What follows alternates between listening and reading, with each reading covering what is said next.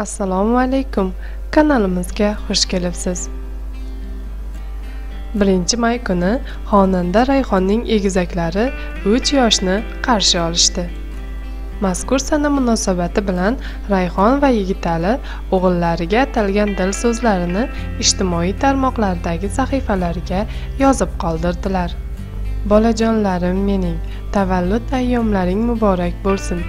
Alloh tanu jonlaringni sog' salomat, qalblaringni iymonga to'la qilsin, inshaalloh. Farzandlarimizning baxt va kamolini ko'rish bu dunyodagi har bir ota-onaga nasib qilsin ilohim, deb yozadi Yigitali Mamatjonov. O'zbekistonda xizmat ko'rsatgan artist Rayhon G'aniyeva 1-may kuni egizak o'g'illari Islom va Imronning tug'ilgan kunini nishonladi. Tug'ilgan kunga Islom va Imronning do'stlari, jajji bolakaylar taklif etildi.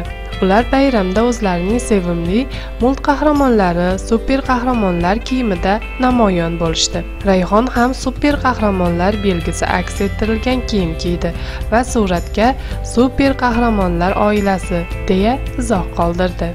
Islom va Imronning yagona xolasi Nasiba qizi Latifa bilan birgalikda tug'ilgan kunga afsonaviy qahramonlar libosida keldi. Egizaklarning 3 yoshga to'lishi munosabati bilan tashkil etilgan kichik bayram dasturida o'rgimchak odam, temir odam kabi bolajonlarning boshqa sevimli qahramonlari ishtirok etdi.